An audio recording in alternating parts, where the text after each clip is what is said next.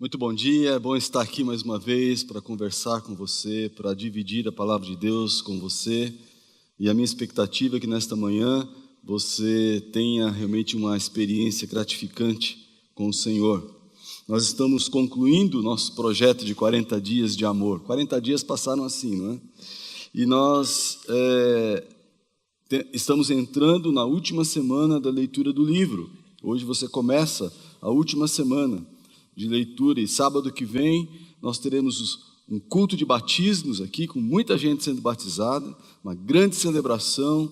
Você não pode perder, você deve se envolver, você deve participar. Muita gente participando deste culto de batismos, e no próximo domingo, então, os cultos de encerramento do nosso projeto. E eu não sei se esta tem sido a sua experiência, mas a leitura do livro, para mim, 40 dias de amor, o livro 40 dias de amor, e no meu caso já pela segunda vez esse ano, porque nós já tínhamos lido no início do ano, agora estamos lendo de novo, tem sido uma experiência extremamente importante e significativa, e de certa forma surpreendente, porque nós tínhamos o propósito, quando pensamos nos 40 dias, de criar um ambiente de crescimento para a nossa igreja, por meio dessas conversas que o livro proporcionaria, não é? Por meio da reflexão, dos estudos de um assunto que, orientado pela palavra de Deus, fosse capaz de proporcionar essa intimidade com Deus, um assunto que permitisse a compreensão de que a nossa relação com Ele poderia ser algo muito gratificante e muito especial, muito profundo, a ponto de influenciar. Quer dizer, a nossa relação com Deus seria tão forte, tão profunda, a partir desta experiência, que isso iria influenciar, inclusive, as nossas relações, a relação entre as pessoas. E sempre que falamos de amor, não é, do amor de Deus, do amor ao próximo, do amor ao outro, certamente isso acontece, não é? Era isso que nós queríamos, proporcionar esse ambiente de reflexão, de forma que ficaríamos em xeque, não é? Só o que nós não sabíamos é que obrigatoriamente entraríamos num curso de pós-graduação de relacionamentos, no assunto relacionamentos, porque os assuntos eles se aprofundaram nos grupos, de tal forma que nós nos colocamos de forma exposta, né? Uns para os outros, e abrimos o nosso coração, e foi uma experiência extremamente gratificante, porque Deus está nos esticando, nos confrontando, nos consolando, nos dizendo o que devemos fazer, nos orientando a mudanças significativas. E mudanças significativas estão acontecendo. Pessoas, de forma muito prática, estão agindo para consertar relacionamentos, para aperfeiçoar relacionamentos, para modificar coisas dentro dos seus relacionamentos. E qualquer um que tenha levado a sério todo esse estudo, e qualquer um que voltar a ler o livro e levar a sério o estudo, certamente estará ganhando. Nessas semanas que já percorremos, alguns assuntos desafiadores, nós já passamos por eles, né? O primeiro assunto da primeira semana foi dê valor máximo aos seus relacionamentos. Segunda, depois, na outra semana, ame como Jesus ama você. Tudo assunto complicado, difícil de ser trabalhado, né? Depois, comunique-se com o coração. Em seguida, assim como julgar os outros, você será julgado. E por fim, maior é o que serve, foi o que nós estudamos domingo passado. E como temos visto, uma igreja que quer realmente, que pretende seguir a Jesus, deve primar pelos seus relacionamentos, entendendo suas fraquezas, entendendo as suas lutas, entendendo os seus desafios. Se queremos crescer, devemos olhar para dentro de nós mesmos e ver o que é que eu preciso fazer para que eu possa ser transformado. Não dá mais. Olhem para mim aqui, é muito importante que você atenta para isso. Não dá mais. O mundo não suporta mais uma igreja inoperante, uma igreja que só tem o discurso, uma igreja que só tem a liturgia, O mundo não aguenta mais, as pessoas estão precisando experimentar o Senhor Jesus. E as pessoas vão experimentar o Senhor Jesus a partir da vida dos crentes, das pessoas que já conhecem a Jesus, porque o mundo não aguenta mais isso, né? Então, nós devemos pensar nas nossas fraquezas, nas nossas lutas, nos nossos desafios, trabalhar neles para que possamos ser achados fiéis e que as nossas relações reflitam, que as nossas relações possam refletir aquilo que realmente precisamos dizer para o mundo perdido. O assunto que introduz essa última semana também é desafiador, coube a mim, né? E hoje à noite daremos continuação a ele, o pastor Elias estará pregando. Trate os outros, este é o assunto dessa semana, trate os outros como deseja ser tratado. Trate os outros como deseja ser tratado. O título da minha mensagem é sugerida pelo próprio livro, A Regra de Ouro, que é baseado no ensino de Jesus aos seus discípulos. Assim, então, o meu objetivo nesta manhã é que você compreenda que viver dando prioridade ao outro é o melhor jeito de se viver. E que isso nos ajude a refletir, parar um pouquinho para pensar por que reagimos como reagimos, de forma tão utilitarista muitas vezes, egoísta, nas nossas relações humanas. Mais uma vez, nós voltamos a uma pequena porção do Sermão do Monte. Jesus se encontra com seus discípulos e ele chega e diz o seguinte, eu vou ler na mensagem, né? Mateus 7,12, é só um verso. Diz assim, aqui está um guia simples e objetivo de conduta. Jesus está lá com seus discípulos, naquele sermão, e ele diz, olha gente, tem uma coisa bem simples e bem objetiva que eu preciso dizer para vocês nessa área de conduta. Pergunte a você mesmo o que quer que os outros façam a você.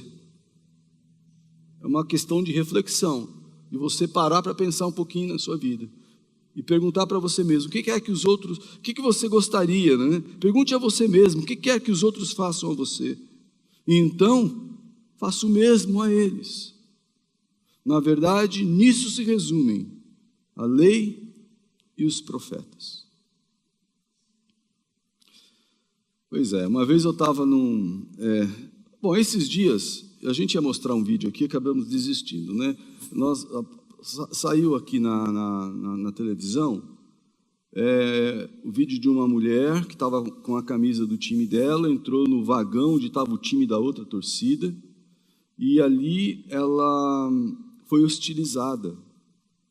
Xingaram, bateram nela e expulsaram ela do trem. A gente não mostrou o vídeo porque o vídeo não mostra sangue, não mostra nenhuma outro tipo de violência física, mas tem uma violência nesse ato que a gente achou melhor nem trazer. A violência de você não poder ficar livre, de você andar onde você quiser, pensar do jeito que você quiser. E por que essas coisas acontecem? O que isso quer dizer? Né? Eu estava uma vez parando meu carro numa vaga, num shoppingzinho aqui perto, e quando eu fui, eu percebi que tinha uma pessoa saindo. E para essa pessoa poder sair, eu tive que dar uma ré, não é? E eu dei bastante espaço para que esse carro pudesse sair, né? E eu, em seguida, pudesse entrar. E o carro saiu, e quando eu menos esperava, eu fui surpreendido por uma outra pessoa que, sem pedir, me cortou, e aproveitando o espaço que eu educadamente tinha dado para outra pessoa sair, parou no lugar que eu ia parar, né? Que eu estava aguardando, né? Então imagine a cena, a pessoa saindo, eu dei bastante espaço, quando eu dei espaço, o outro chegou e era uma jovem senhora, ela desceu, bateu o carro, falou, desculpe, e foi embora, né?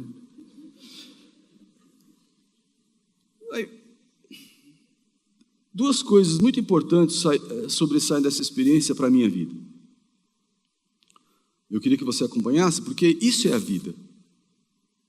Essa coisa que aconteceu no metrô, lá com aquela senhora, essa coisa que aconteceu ali no estacionamento, isso aqui acontece dentro de casa, entre marido e mulher,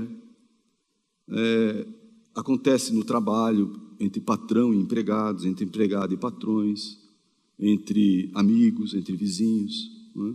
Então, duas coisas sobressaem dessa experiência para mim, dessas duas experiências. A primeira é que nós vivemos numa sociedade completamente utilitarista e egoísta, onde não se expressa mais gentileza nem generosidade. O nosso coração ficou endurecido. A gente não expressa mais gentileza com ninguém. O nosso coração está endurecido. Nós deixamos de ser generosos. Nós sempre queremos levar algum tipo de vantagem ou estamos desconfiados da outra pessoa. Nessa sociedade, o por favor, o muito obrigado, estão desprezados pela maioria. Estão restritos a uma pequena parcela da população. Justamente porque há esta necessidade de nós obtermos alguma vantagem. E eu não preciso pedir por favor para você, nem agradecer você. Simplesmente, eu preciso chegar antes. Você tem que fazer as coisas por mim. Então não é apenas falta de educação. É uma questão cultural, é um modo de vida. Hoje, em geral, o desrespeito a outra pessoa tem justificativas. Então eu desrespeito você e eu encontro uma justificativa para isso. Estão entendendo o que eu estou dizendo? Você não é do meu partido, então eu posso desrespeitar você. Você não pensa como eu, então se você não pensa como eu posso desrespeitar você. Você nasceu numa outra região do Brasil, ou você mora numa outra região do Brasil, então eu posso desrespeitar você, porque você está lá no outro canto. E aí vai. A lista de exemplos pode ser enorme. O querer levar vantagem virou uma marca registrada da nossa cultura, não só da nossa cultura, mas especialmente da nossa. Cada um só se importa consigo mesmo. E a outra coisa que me espantou naquela minha experiência ali no shopping é que, por alguns segundos, eu estou falando para vocês de verdade, né? Por alguns segundos, poucos, eu fiquei internamente com muita bronca do que aconteceu.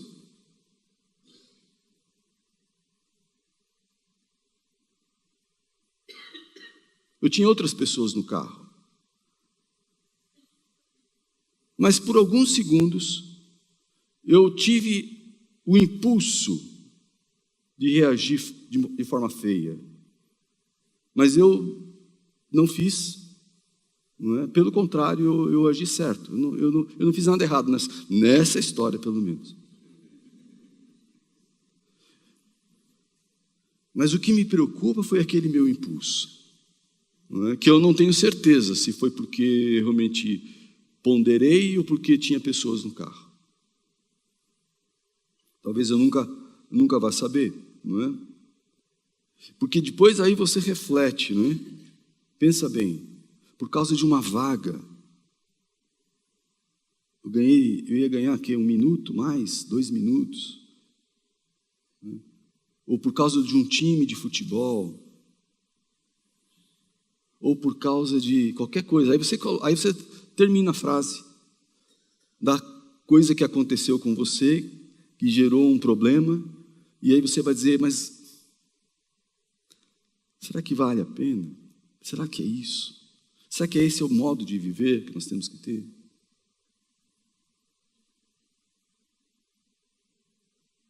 Jesus disse: pergunte a você mesmo o que quer que os outros façam a você. Então, faça o mesmo a eles. Vamos ler juntos? Pergunte a você mesmo o que quer que os outros façam a você. Então, faça o mesmo nele. Essa é a regra de ouro.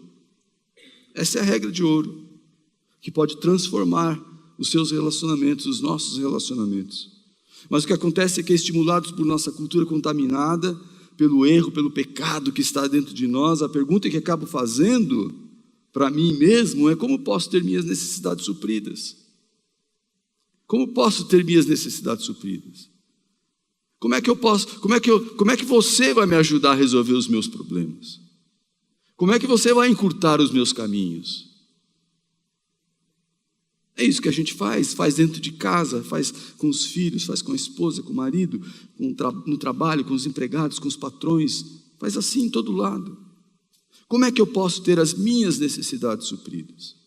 E induzidos pelo engano de um coração contaminado, nos alimentamos dessa comida que é falsa.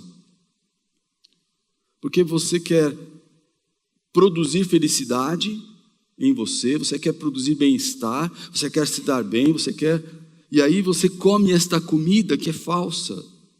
E como todo alimento falso, traz satisfação momentânea de você ganhar a vaga antes, de você expulsar aquela pessoa do outro time do vagão. Aquilo te dá alegria momentânea, mas isso não te alimenta.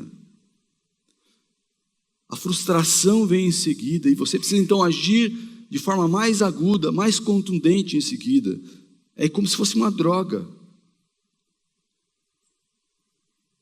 Há uma falsa satisfação no egoísmo. Há uma falsa satisfação quando, de forma egoísta, me alimento do prazer de ver você concordar comigo. Você tem que concordar comigo, seja nas redes sociais, seja em casa, em qualquer lugar. Você precisa concordar comigo. Então há uma falsa satisfação quando, de forma egoísta, me alimento desse prazer de ver você concordar comigo, de ver você fazer o que eu quero, de ver você me dando prioridade em tudo, de ver você me servindo do meu jeito. Você me serve do meu jeito, pensa como eu penso. Isso me dá um prazer momentâneo. Você tem que entender o que eu estou passando. Você precisa entender o que eu estou passando. Então me dê prioridade. E aí eu tento ganhar a sua vaga no estacionamento. Eu vou parar na vaga do idoso ou do deficiente. E aí eu tenho aquele prazer momentâneo de viver em torno de mim mesmo. Isso aí é comida ruim, comida falsa. É o junk food que eles dizem, né? E nesse aspecto, o autor do livro é extremamente criativo e contundente. Ele diz que, ao invés de usarmos a regra de ouro ensinada por Jesus, usamos outras regras criadas por nós mesmos. Ele usa lá a regra recíproca. Tudo que você fizer por mim, é isso que eu farei por você. É bem diferente da outra, né? Regra pré-estabelecida na suposição de que fazemos por merecer um ato de bondade de alguém. Aí temos a regra ricochete. Faça a alguém segundo o que a outra pessoa fez a você. Como fui tratado, determina como vou tratar. Você veio até aqui comigo, eu vou até aqui com você. Aí temos a regra da motivação oculta. Esta talvez seja a que nós mais usamos. Eu vou agir como se fosse por você, mas na verdade faço isso para conseguir o que eu quero. Aqui está o utilitarismo. Não dou a mínima para você. Eu só me importo comigo e com os meus objetivos pessoais. Então eu estou lá com o meu carro, vou parar naquela vaga, a pessoa parou no meu lugar, existem algumas pessoas dentro do carro junto comigo. E eu então não acho ruim com a mulher, porque eu tenho uma regra de motivação oculta. Eu quero que as pessoas que estão aqui pensem aquilo que eu não sou. E aí a minha motivação é errada. Estão entendendo aqui como é que funciona o negócio? A verdade é que nós perdemos a mão como igreja. Faz tempo estamos no mesmo ritmo cultural do mundo em que estamos inseridos. Nós estamos inseridos nesse mundo utilitarista, egoísta, e a gente, como igreja, perdeu a mão. As nossas relações pessoais se tornaram utilitaristas, a nossa regra é: você não supriu as minhas necessidades, não vou suprir as suas. O que você pode fazer para me satisfazer? Esta é a pergunta que nós fazemos. Vamos ao texto. Eu vou ler agora na Nova Versão Transformadora, é o mesmo texto, lido em outra versão, que diz assim: em todas as coisas, então, façam aos outros o que vocês desejam que eles lhes façam. Essa é a essência de tudo que ensinam a lei e os profetas. Agora a gente vai fazer uma coisa muito simples, a coisa mais simples do mundo, que você, se você sabe ler, você pode fazer. Nós vamos ler o texto e tentar entender o que está escrito. O que é que está escrito nesse texto? Então vamos ao texto. Primeira parte do versículo diz assim: em todas as coisas. Estão comigo? Não é isso que o texto diz lá? Em todas as coisas. Todas as coisas é igual a nada fica de fora. Então, em todas as coisas, ou seja, nada fica de fora. Jesus podia ter dito assim: em algumas coisas façam os outros que desejam. Não, ele diz em todas as coisas. Mas ele podia ter dito em algumas coisas. Ou ele podia ter dito no contexto da sua família, façam os outros. Não, ele não disse isso. Ele podia ter dito assim, naquela área específica. Não, mas ele disse o seguinte: em todas as coisas. Ou seja, não sobra espaço para você interpretar e pensar diferente. Ele diz: em todas as coisas, façam. Ele não disse: tentem fazer. Jesus não disse: em todas as coisas, tentem fazer, ou façam o possível para fazer. Ele disse: façam. Ele não disse: dentro de certas condições favoráveis, se tudo estiver favorável, faça. Ele disse apenas: façam. Imperativo, afirmativo. É uma ordem, não permite interpretação, não colocou condições. Diante de uma ordem, cabe o quê? Jesus disse, quando você entregou seu coração a Cristo, você disse que Ele era o seu Senhor, o seu dono, aquele que ia comandar a sua vida. Diante de uma ordem do comandante, a gente só tem uma palavra para isso: obedece. Obedece. Não permite interpretação. Jesus, Ele não colocou condições. Diante de uma ordem clara e específica, só cabe a obediência. Aí ele diz lá: em todas as coisas, façam. Aí o versículo continua: aos outros. Quem são os outros? O outro é qualquer pessoa que não seja eu. O outro é qualquer pessoa que não seja eu. Não é muito difícil de entender isso. De novo, ele não disse para a família na fé, para os bonzinhos. Ele disse, ou para a sua turminha, né? Ele disse para o outro. E outro é qualquer pessoa que não seja eu. Aí ele continua dizendo: em todas as coisas, façam aos outros o que vocês desejam que eles lhes façam. Pergunta: o que desejamos que os outros nos façam? O que você deseja que as pessoas façam com você? Nós desejamos ser bem servidos, Quem não gosta?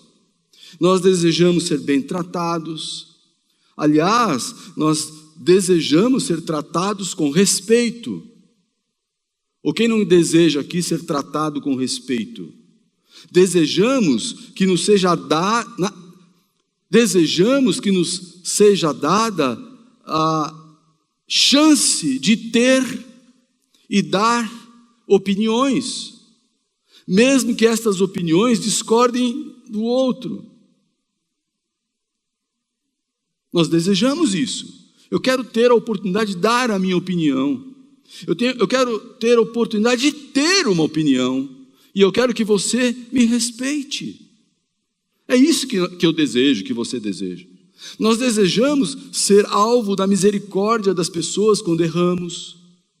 Nós desejamos ser reconhecidos quando acertamos. Nós desejamos que as pessoas tenham amor para conosco. Nós desejamos que as pessoas sejam pacientes, que as pessoas sejam bondosas, generosas, amigáveis. Nós desejamos que as pessoas entendam quando nós estamos apressados. Eu estou cortando você aqui, porque eu estou apressado, eu estou precisando, eu tenho um horário. Eu não tenho como te explicar isso, mas é por isso que a gente não deseja isso, que as pessoas entendam a gente, não é? Eu estou fazendo isso porque eu estou doente. Eu tenho que correr para fazer isso. Eu preciso entrar na sua vaga aqui, para entrar nessa farmácia, antes de você, porque eu estou passando por um momento que você não está entendendo. Eu não faria isso em outras condições, mas eu desejo que você me entenda. Nós desejamos que as pessoas entendam quando estamos apressados, doentes, quando a gente está com fome e está nervoso por causa disso. Que as pessoas entendam quando nós estamos nos sentindo mal. Nós desejamos a compreensão das pessoas. Nós desejamos tantas coisas. Então, não é muito complicado, diz lá, em todas as coisas, em tudo, façam, é uma ordem, obedeça aos outros. Quem são os outros? Qualquer pessoa que não seja eu. O quê? Aquilo que você deseja que os outros façam com você. E aí o verso conclui: esta é a essência de tudo que ensinam a lei e os profetas. O que Jesus disse foi, prestem atenção aqui, meus queridos. Eles estavam ali reunidos, ele estava pregando esse sermão. Presta atenção. Isso que eu acabei de dizer é a essência. É a essência de tudo que está escrito. Isso aqui é um resumo, não é? Isso aqui é o coração, é o cerne, é o que pulsa no contexto da vida cristã. Sem isso, tudo é balela, tudo é conversa fiada, todo esse movimento é um movimento frio e vazio. Lembre-se disso, lembrem-se disso. É isso que Jesus falou para os discípulos, é isso que Jesus está falando para a gente hoje. E se você não lembrar mais nada do que foi dito, lembre-se disso, faça o que você deseja que a outra pessoa faça com você. E se você está aqui já há algum tempo, você deve lembrar ou saber que a nossa igreja está fundamentada sobre 3 pilares. Eu falei isso outro dia no culto da noite, eu queria repetir isso aqui de manhã agora. E nossa igreja está fundamentada em 3 pilares. E igreja é gente. Portanto, os 3 pilares fazem com que a gente olhe para dentro. Para ser um pilar, eu preciso ser assim. Para a igreja ser um pilar, isso não deve estar escrito numa lista fria, onde a gente vai ler. Se há um pilar, nós temos que ser, porque a igreja é isso aqui. Ó. E os 3 pilares são intencionalidade bíblica, ou seja, há uma intenção bíblica muito clara e negociável para qualquer projeto, qualquer programa, qualquer culto, qualquer ministério, qualquer encontro, qualquer palavra, qualquer sermão que a gente apresente. Tem uma intenção bíblica clara, pensada, intencional ali. Não é? Alguma coisa, intenção bíblica, intencional é bom, não é? Mas entenderam, não é? Segundo pilar é proibido pessoas perfeitas, o PPP. A igreja deveria ser um espaço de verdade, de verdadeira... A igreja devia ser um espaço para a verdade e para a transparência, onde nós pudéssemos ser verdadeiros e transparentes. E nesse ambiente pudesse habitar a misericórdia e a graça. Pessoas perfeitas não têm espaço ou não se encaixam na igreja de Jesus. Pessoas com a pretensão da perfeição acabam se tornando empecilhos para a graça de Deus, porque a graça de Deus só opera no ambiente da fraqueza. Então, por trás da perfeição está o conceito completamente equivocado de que sou alguma coisa e você deve me servir. Não sou eu que devo servir você, porque eu sou perfeito e você não. E aí, se eu sou perfeito, eu me admiro tanto, e eu olho para mim e penso, não sou como você. Enquanto que pessoas imperfeitas sabem que precisam de Deus, precisam dos outros, e têm a ideia correta do que é servir. Sabem que precisam crescer. Gente imperfeita busca santidade porque quer amadurecer, porque é imperfeito. E nós falamos bastante disso lá domingo retrasado, então você pode procurar na internet, a gente falou bastante sobre isso. Porque o que eu gostaria de destacar hoje, no sermão de hoje, é o terceiro pilar, que é igreja de gente que gosta de gente, que é a igreja 3G. Esse é um pilar real, que tem a ver com cuidado mútuo e atenção mútua. Porque na igreja tudo está baseado em relacionamentos.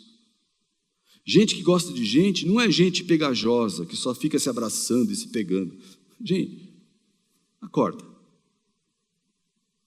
Nós não vamos ser gente que gosta de gente quando nos cultos a gente cantar de mão dada. Não é isso. Não é isso. Gente que gosta de gente é gente que entendeu a regra de ouro. Jesus disse, pergunte a você mesmo o que é que você quer que os outros façam a você.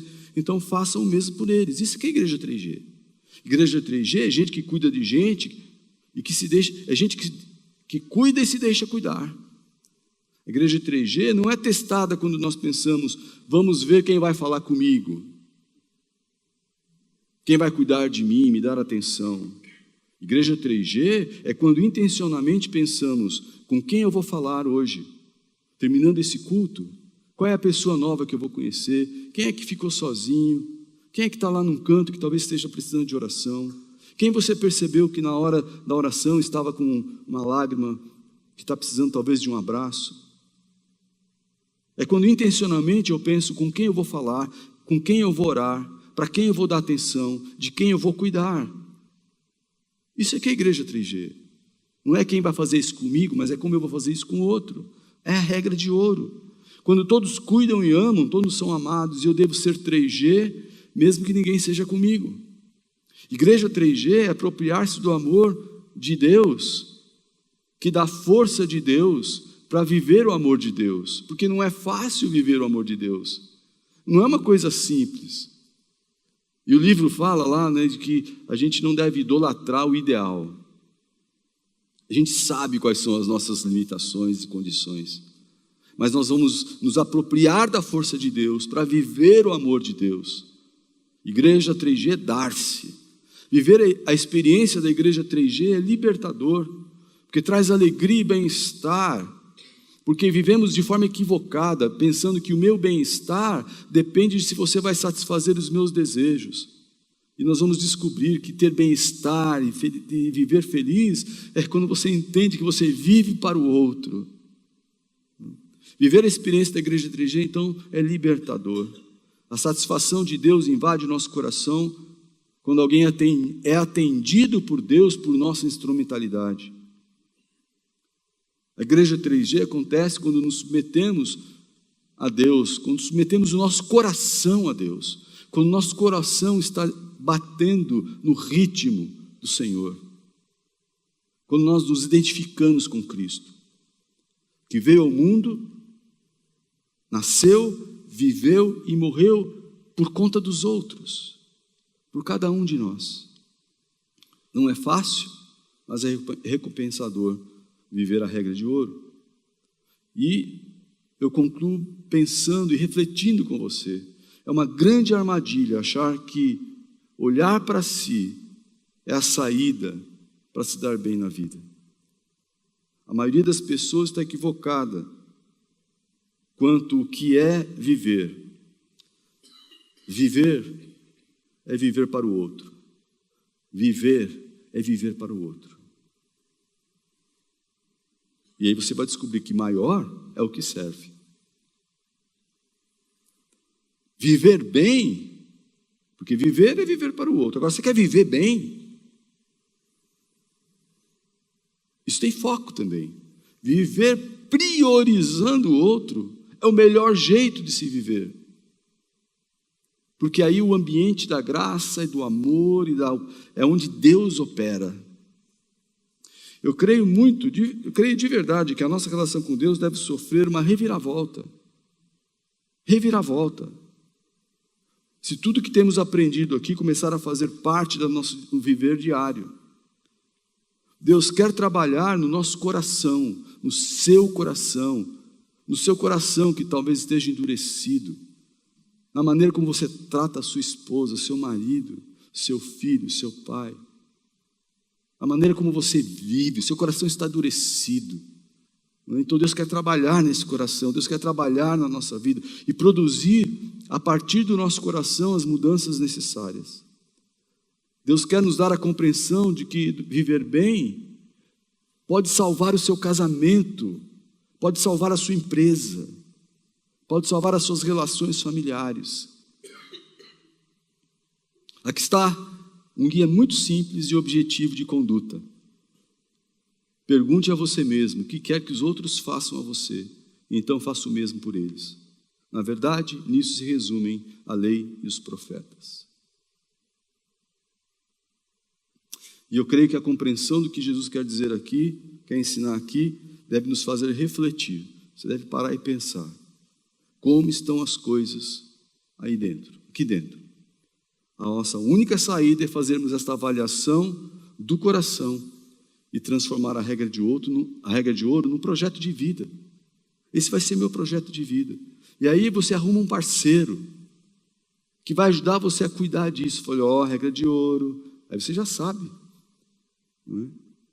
Um projeto que visa desconstruir a cultura vigente e se posicionar intencionalmente como uma contracultura que valorize o cuidado, o amor, um coração identificado com Cristo, a generosidade, a bondade, a educação.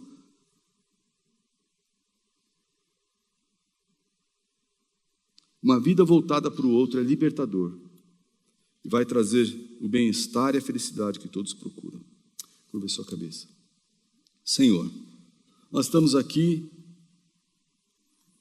numa situação muito desconfortável, porque todos nós faltamos, pisamos na bola nessa área. A gente realmente procura o nosso próprio interesse. A gente não está interessado no outro, estamos interessados em nós mesmos. Nós queremos assumir uma nova cultura de perguntar a nós mesmos o que nós gostaríamos que os outros fizessem conosco, para fazer o mesmo por eles. Ajuda-nos, pois precisamos do Senhor, em nome de Jesus. Amém.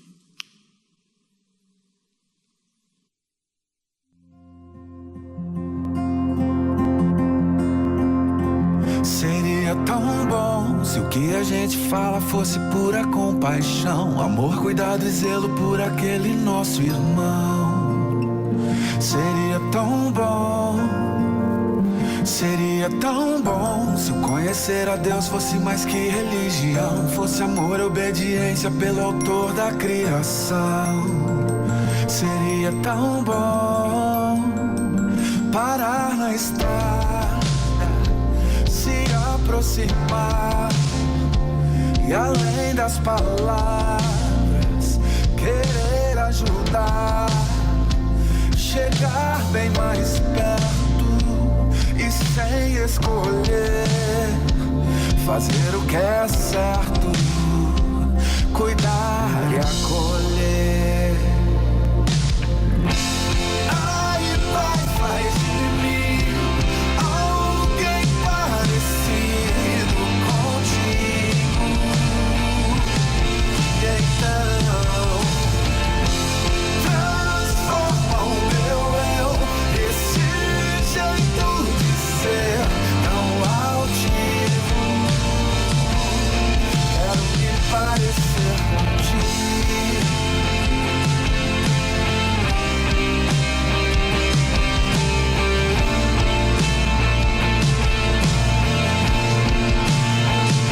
Seria tão bom se conhecer a Deus fosse mais que religião, fosse amor e obediência pelo autor da criação. Seria tão bom parar na estrada, se aproximar e além das palavras querer ajudar, chegar bem mais perto e sem escolher, fazer o que é certo, cuidar e acolher, fazer o que é certo, cuidar e acolher. Ai, Pai, faz de mim alguém parecido contigo. E então transforma o meu eu e esse jeito de ser tão altivo.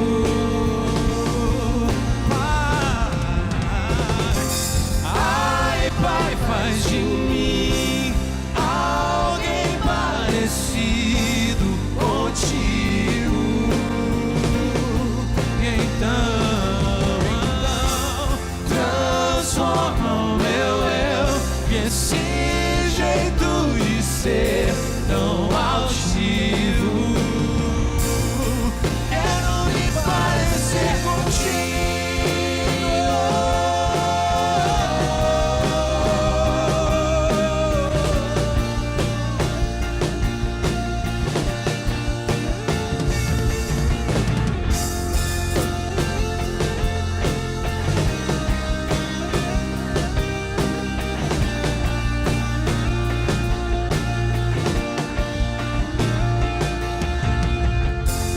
Ai, Pai, faz de mim alguém parecido contigo.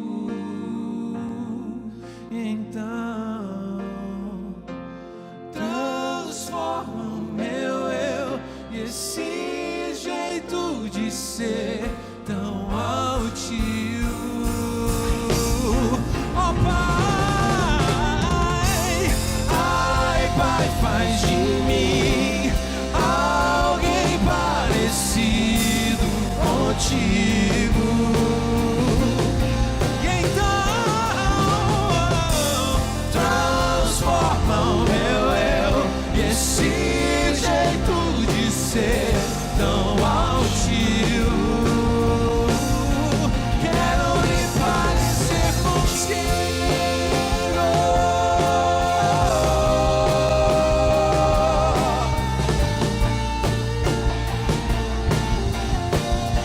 Quero me parecer contigo.